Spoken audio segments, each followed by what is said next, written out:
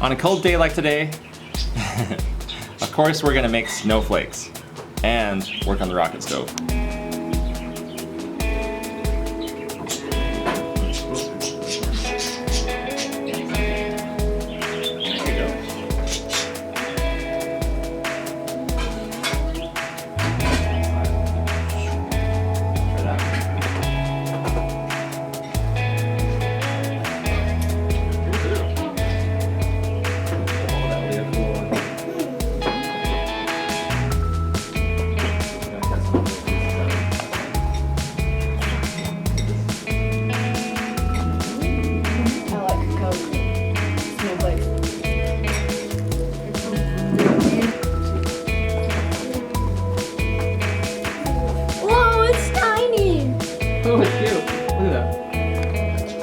Alex, look at my snowman, guys.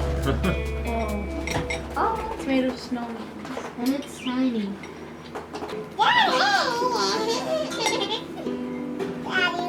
Hey, good job. This is awesome.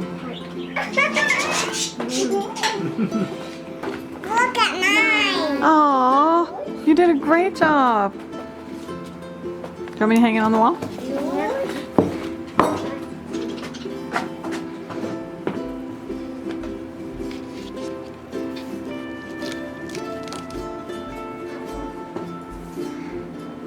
Emmy, you want to show me that one? Is that the one Daddy made? I was going for Delicate? like moose antlers. Oh, okay. More like looks like scary hands.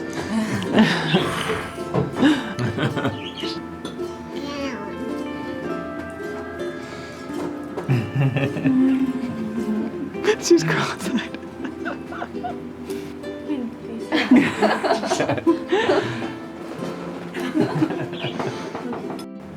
Banjo's making a tiny one right now.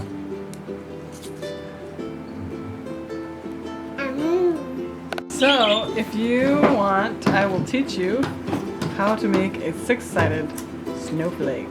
You fold it in half and then you cut off the extra piece and that gives you a square. Instead of folding it in half again, I am going to fold it into thirds. And so I just try to get these triangles to be equal with each other and then... Look at mine. You gotta make sure that this lines up to the edge while that one underneath lines up to this edge. Yeah, you don't want gaps there, so that's pretty much all you're trying to figure out. And then you fold it. Looks like a Dalek. You just pretty much do anything.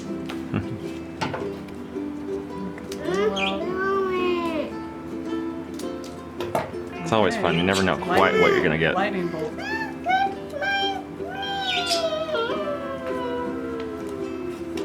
Hey, that's prettier than I expected it to be. Wow. That's cool. It's hard to hold those She's big learning scissors, huh? dexterity. Yeah, it's quite good. Watch out for these fingers.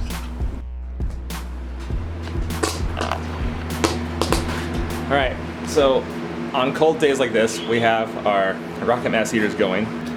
So this one has been modified to take large logs. We basically just got window fans blowing so that we can get the heat that accumulates on the ceiling to come back down, basically. So let me show you our other rocket mass heater in my art studio. All right, here's my messy art studio and my old, horrible looking but very efficient rocket mass heater that we built out of mud. We built it trying to make a really efficient heater out of as little as possible. So we used adobe bricks that actually were in the old house before we started renovating it. And this one, as you can see, is much, much smaller than the other mass heater. But this, actually, it does a better job of heating on less wood. Partially because it uses small pieces of wood, which burn quicker and therefore hotter.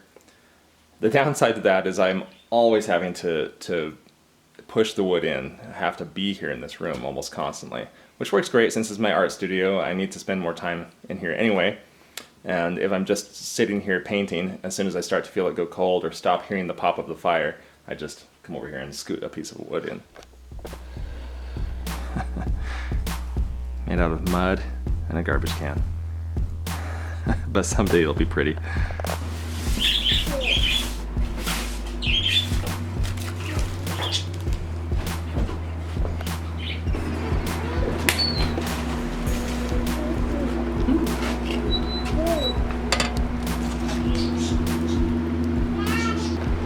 Is that a warm fire? Hot. Hot. Hot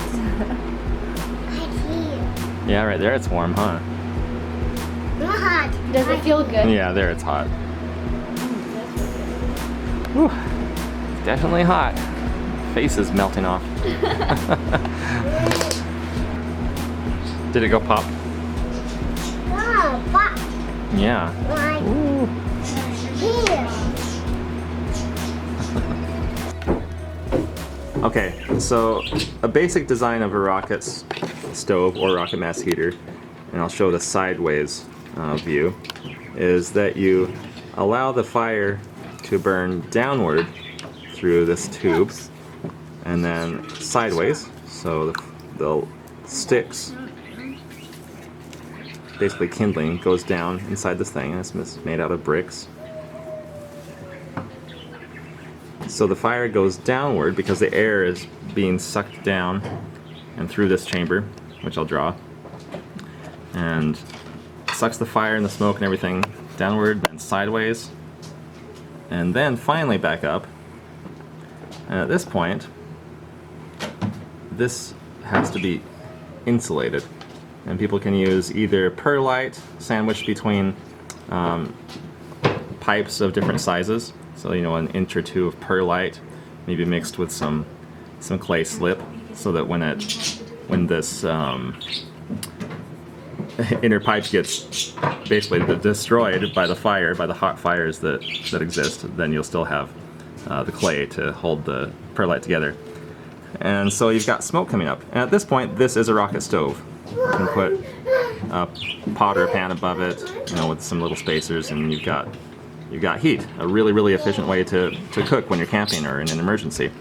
Now, if you take this away and add a barrel to it, a metal barrel, over this part, then your flue gases and smoke and fire and everything, heat, will go up here and want to escape somewhere. So you allow it to escape down a passageway down here. Again, this is brick here. So it's going down here in this brick passageway, and it's now a lot cooler than it was here. So it releases all of its intense energy through the metal barrel they've got here. And we've used either a metal trash can in a bind, or you can use an oil barrel, which is a little bit thicker metal.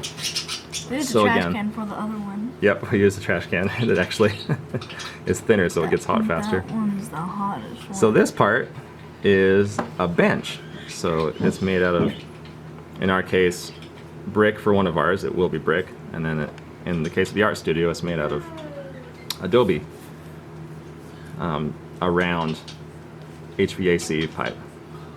So and once it's dry and hardened, then the pipe is, you know, doesn't matter, but whether it's there or not. And you need to clean out here in key places where the ash will settle, so that you can take it off and on a yearly basis or so clean it out. And maybe another one out here. Anyway, finally it goes up and out the house. So this is your heat storage. It slowly heats up as this goes through here, through the bench. There's a little bit of remaining heat, and by the time it gets to here and up and out of the house, it's just barely enough heat to get it up and out. And really you want to size it so that you get as much heat as possible staying in your house or warming up your bench slowly, so that when the fire goes out at nighttime, this continues to radiate heat. And ideally you'd have it radiate heat for 8 hours at least, so that in the morning you are still warm. What's awesome is it heats your house immediately, and also even when it's off, it's still heating your house. So it's like instant gratification and then long-term storage. Yep. Sort of long-term. You compare that to a typical fireplace or wood stove, anything like that. And I'll just draw a basic Here we've got the fire, and then up and out. So we've eliminated this whole system, and we've gone just from the high heat area, and yes, it radiates, to this hot stovepipe, which radiates, yes, but then by the It's time also radiating while it's outside. yeah, and then you've got this super hot gas that's still radiating, and this great big plume of hot smoke that didn't get burned up. And had you been able to push it back down, even something as simple as this would cause all of your radiation to come out at this point and less to come here, and this would reburn your flue gases. Most of them. I don't want to say smoke because I'm talking about the flammable flue gases, so the part of the wood gas that actually is explosive and becomes fire in a typical yeah. situation. What if Santa went like...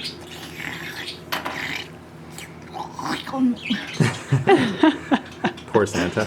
So So have to go through our straight mouth. up and out is what you want to avoid, and going against fire's natural desire to go up is all you have to do to create a higher Trap for yeah, the heat. a trap for the heat. So it's just like a sink trap. Yeah, but upside down, exactly.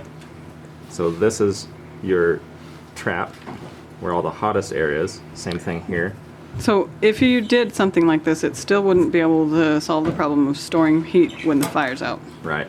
But if you extended this downward and then surrounded this with heavy rocks Or concrete. or concrete or bricks or even a pile of dirt in an emergency, then yes, then you'd get the same benefits of this. It may not be properly sized. You'd want a bigger area here, but it would work. So that's the basic design behind a rocket mass heater. Our bench actually snakes back and goes back Sure and it does. forth. It's about 25 feet, in fact. So it goes all the way over here. Then I'm here, referring to the here. one that's in the art studio. Yep. So we actually, whoops, Banjo turned off the light. So we actually do get quite, I just had to get that face. so in this case, we do actually get 8 hours of stored heat, but it does take about 8 hours to heat it up as well. So that's, Hold you on. know, there are, But that's the first time. It stays, and then when you keep lighting it, it stays. Does that? yeah, yeah. So the first burn of the season, which happens But to be is that our today, Christmas takes about 8 hours to heat up this mass of adobe bricks, and then it stays warm for about 8 hours, and then by that time we've lit another fire in the morning, and then it only takes an hour or so to heat it back up to a comfortable warm bench temperature. So this is the typical kind of design that you would find on the internet if you were going to search for rocket mass heaters.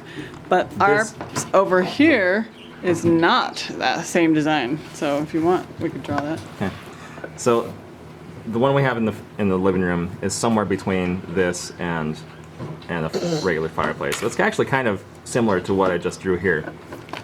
Whereas this one's a typical one, that's the one that exists in my art studio. What we did for the living room one is we basically took off this J-tube thing, or L-tube as they sometimes call it, and I'll show you what the front looks like. So we basically just made an insulated firebox here with a door and glass, as you've seen many times, and the fire burns in here, and again it's insulated, so this in no way radiates heat. It's not meant to. It's supposed to store the heat, so it gets a nice hot fire to burn up all the smoke, and then the smoke goes up there and burns all the way up, gets a nice hot radiation coming off of this, and then goes down. And I've actually shown where we actually put a few really, really large chimney masonry pieces here to capture some more of the hot air that kind of collects in these things, and we'll call them bells. And then the cooler of the warm air goes into a bench made of brick, and then finally this room temperature air goes up and out of the house. Basically nothing is left except very ambient heat and a tiny bit of steam. Very cool. Yeah, in fact, both of these, the traditional design and our altered design, have little to no emissions, which is pretty awesome. Yeah, very efficient. One of the greatest things about them is that we can heat our huge house, almost 4,000 square feet, on less than a quart of wood a year. And we keep it roughly 68 degrees. That's kind of our target temperature every day. And we wake up to about a 63 to 64 temperature. And it takes maybe half an hour to an hour, depending on how much wood we use at the very beginning, to get our house up to that 68 degrees. And then it's really, really easy to keep it that way all day.